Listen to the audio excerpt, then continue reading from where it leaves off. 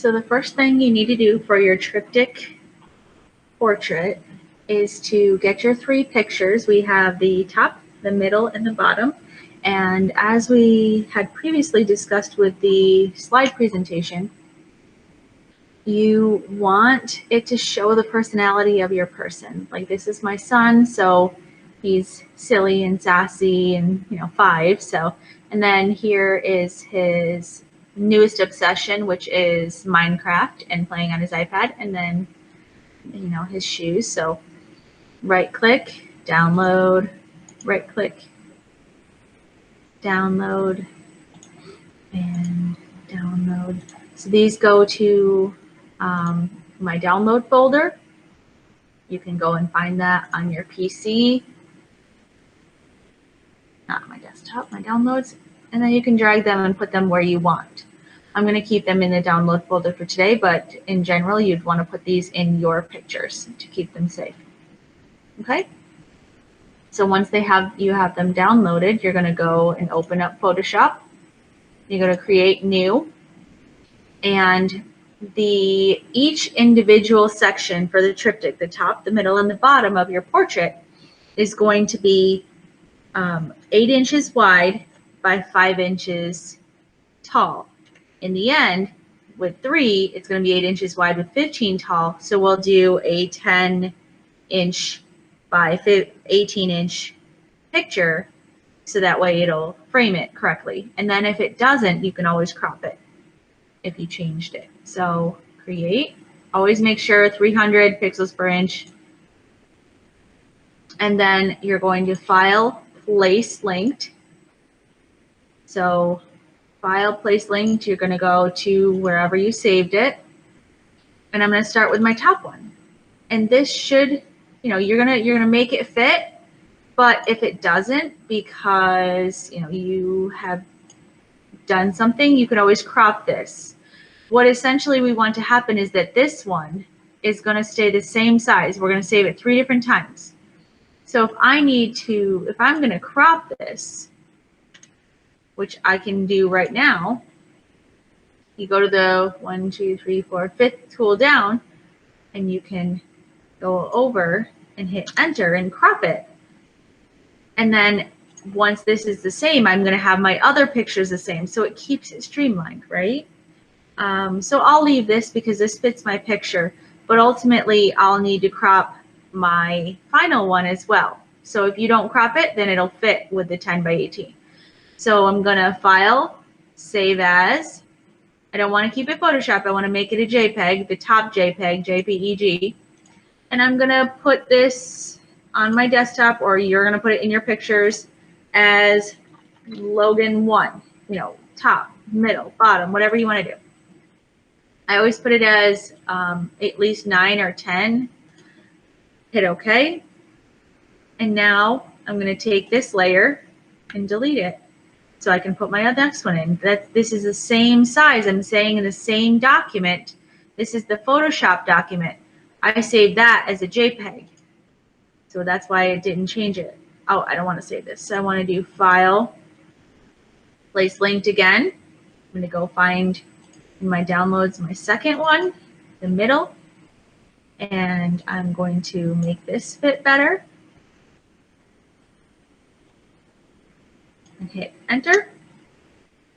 And if you don't like those, you can have this on and off, the show transform. If you don't see the transform buttons, that's right up here at the top. I like to see them so I know what I'm selecting, which layer I'm selecting, but that's a personal preference. So now that I have this, I'm going to file, save as, go to JPEG, Logan 2, or whatever you want to name it. I'm going to put this on my desktop as well. Okay. And rinse and repeat one final time. Place linked. Go to my downloads. Put his feet in here. And if you didn't like your background, we have discussed how you can blur your images. So I could take this little section here and I could grab that section on this layer. I have to make sure the layer is selected. And I could go up and say select, modify, feather my edge. You don't have to do this, but if you feather the edge, it makes this a little softer. So you don't have a blur that's really hard edged right in there.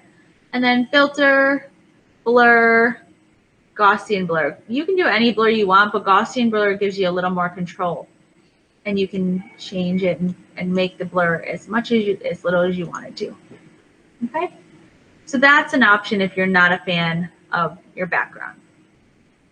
Okay? So I'm going to change that and not do that. But so file, save as once again, JPEG for my third option, Logan 3, save it in the same place.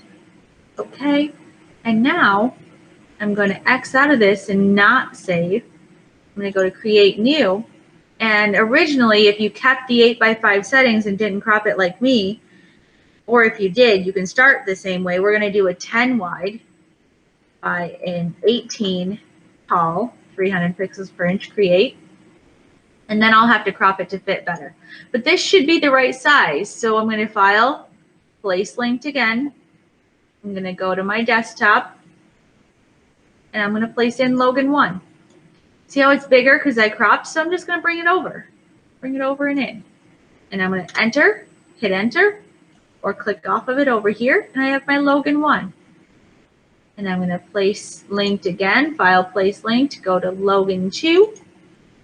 Just drag it underneath. See how those guiding lines show you exactly where you want to put it? It lines it up. So you can hit enter and click off. And then the same, place linked, Logan 3. And what I'm going to do is, technically what I could do is I could have this properly spaced here and then just crop the edge over here. So take my crop button and I'm going to drag this in until it's about the same. Hit enter and go back to my selection tool, my move tool up here. And then what I want to do is I want to make the background black.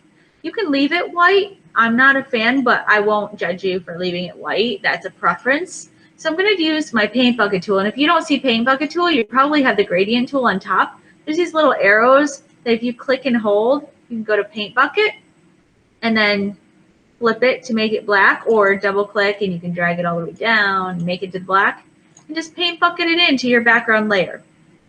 If you don't have a background layer, you hit plus, and then on this layer you could paint bucket that in.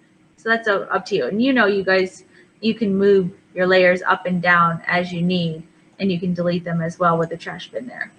So once you're done and you're happy with it, you're going to file, save as, JPEG, Logan Triptych. Hit OK.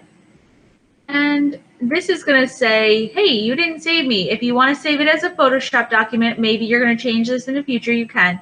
But ultimately, I have my JPEG that I can go to my desktop and I can find it. And here it is once this loads. Any day now. So check and see if you like it, if it looks good before closing out your Photoshop document. And then now that it's all together, I can be done and hand this baby in.